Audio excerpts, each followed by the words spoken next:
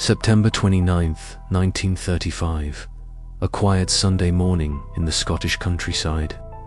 A young hiker named Susan N. Johnson is on holiday with her family near the town of Moffat. She glances over an old stone bridge called Gardenholm Linn down into a peaceful stream below. And then she sees something that will haunt her forever. A bundle rocking slightly in the water, and sticking out from where the fabric has caught on a rock, the unmistakable shape of a human arm. A hand, fingers, decomposed, but unmistakably human. Susan stood frozen, rooted to the spot. Her family alerted the police, and when officers from the Dumfriesshire Constabulary arrived, what they found was beyond anything they could have imagined. As police searched the ravine, they discovered not one bundle, but 5, each containing mutilated body parts, thigh bones, legs, sections of flesh, a human torso and pelvis, and 2 human heads. In total, approximately 70 pieces of 2 human bodies. A gruesome jigsaw puzzle that nobody wanted to complete. The local police sergeant, Robert Sloane, had no idea that the evidence he was about to collect would change the history of forensic science forever. He carefully gathered everything, including the newspaper wrapping that the body parts had been wrapped in. He took those wet newspaper pieces home to the police station, which today is an Italian restaurant, and dried them out. On those newspapers, he found a crucial clue. They were from a special edition of the Sunday Graphic, dated September 15th, 1935, from Morecambe, Lancashire. This was the first thread connecting these anonymous remains to a specific place, Lancaster, over 100 miles away. At the same time these gruesome remains were being discovered in Scotland, something strange was happening in Lancaster, England. A well-respected local doctor named Buck Ruxton was telling people that his wife, Isabella, had left him. To Mary Rogerson's parents, he gave a different story. He told them their daughter, who worked as the family's nursemaid, had gotten pregnant and that Isabella had gone with her to help get an abortion. But Mary's parents were suspicious. They hadn't heard from their daughter, so they went to the police and reported both women missing. Notice something important here. Buck Ruxton did not report his wife missing. The maid's family did. Who was this Dr. Buck Ruxton? His real name was Buktyar Champa Rustamji Ritunji Hakim. He was born in Bombay, India, and came to the UK in 1927 to train as a doctor in Edinburgh.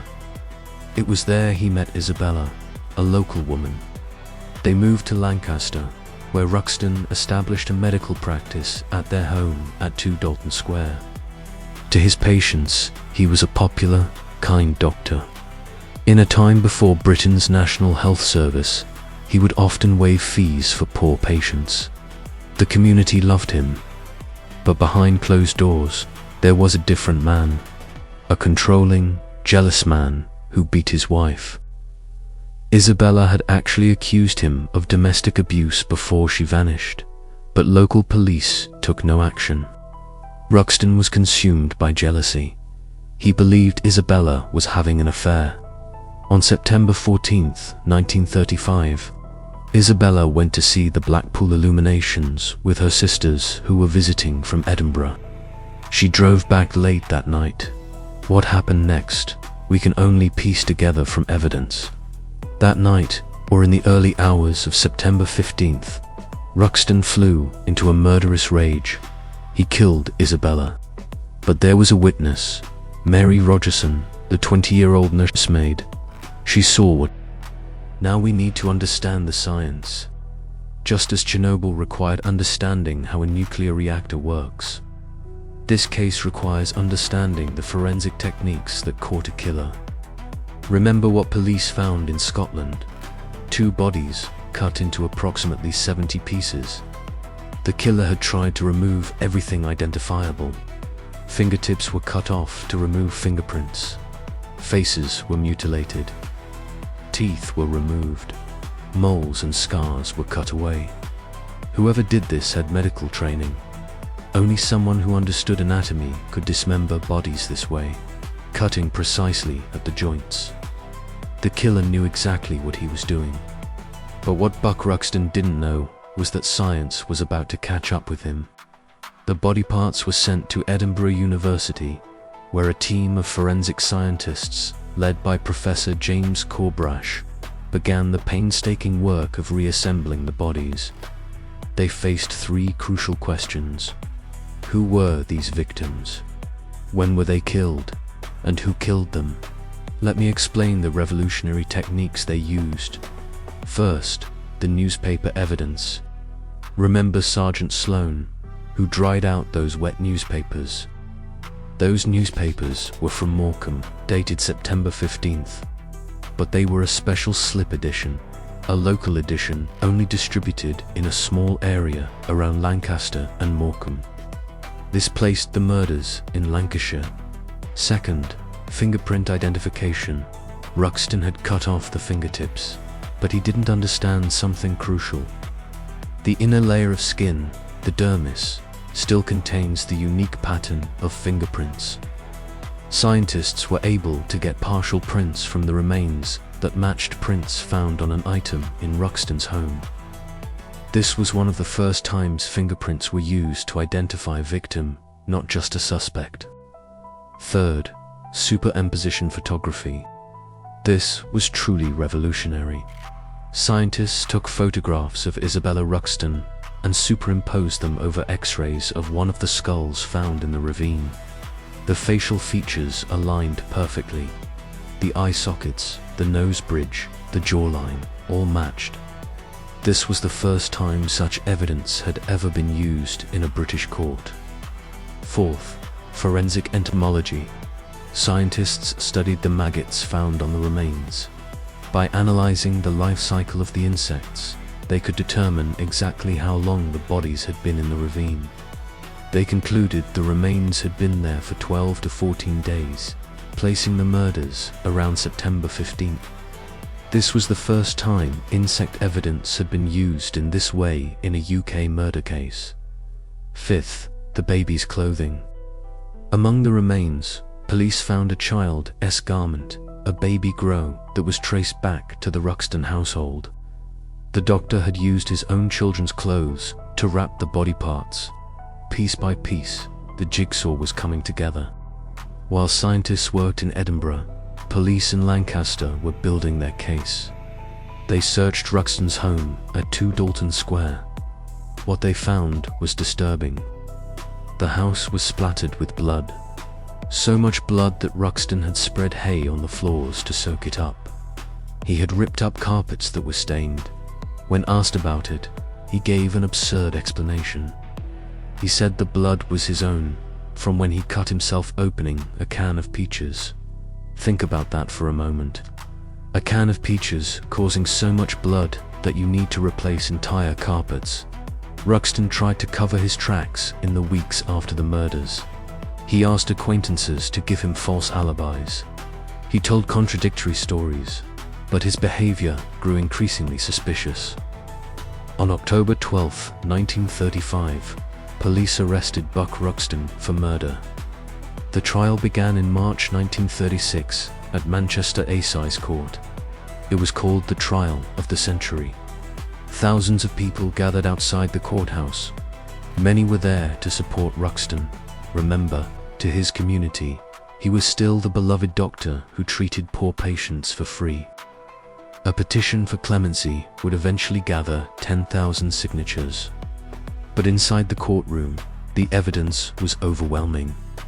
The prosecution presented the forensic evidence piece by piece. The superimposed photographs, the fingerprints, the insect evidence, the newspaper wrapping, the baby clothes. The defense had no answer to the science. Ruxton took the stand, but his testimony was confused and contradictory. The jury deliberated for only 1 hour. Verdict: guilty of murdering Isabella Ruxton. He was also charged with Mary Rogerson's murder, but that charge was dropped before trial. though the evidence clearly showed he killed her too. On May 12, 1936, Buck Ruxton was hanged at Strangeways Prison in Manchester. He was 37 years old. The Ruxton case changed everything. Former Assistant Chief Constable Tom Wood, who wrote a book on the case, put simply, anything before the Ruxton case was ancient history. Anything after the Ruxton case is modern, integrated, forensic science-led investigation. Before this case, police investigations relied mostly on witness testimony and confessions. After Ruxton, police forces realized they needed their own forensic experts. They couldn't rely on universities. Following the investigation, someone from the Glasgow Fingerprint Department was hired to set up a new forensic department for Lancashire Constabulary. Police forces across Britain began building in-house forensic capabilities. But the story doesn't end there. For nearly 90 years, the remains of Isabella Ruxton and Mary Rogerson sat in boxes in a vault at Edinburgh University. The skulls, the bones, the evidence, all stored away for further medical research. This was the ethical standard of the 1930s. Scientists kept the remains because they wanted to continue studying the case that had revolutionized their field. But in 2024, something remarkable happened. An academic in the Netherlands, researching the history of forensic medicine, made an inquiry. Edinburgh University went looking for the remains and rediscovered them in their archive. Now came a difficult question. What should be done with these women's remains? The university faced a dilemma. Isabella and Buck Ruxton had 3 young children who were fostered after the execution. Did those children ever know that their father was hanged for murdering their mother? The university couldn't be sure. They couldn't risk contacting family members who might not know this dark chapter of their family history. So they did something unprecedented. They launched a public appeal through the BBC, asking descendants to come forward. And they did. In September 2024, 90 years after their murders, Isabella Ruxton and Mary Rogerson were finally laid to rest. Their remains were returned to their families. Funerals were held. After nearly a century, these 2 women received the dignity they deserved. There's a painful irony in this case. When Isabella Ruxton tried to report her husband's domestic abuse before her death, police did nothing. When Ruxton was convicted, 10,000 people signed a petition to save him.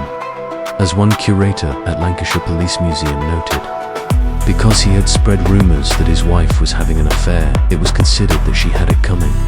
She added, "These sorts of attitudes to domestic abuse are still around today, and unfortunately, we're still looking at women getting killed in the home."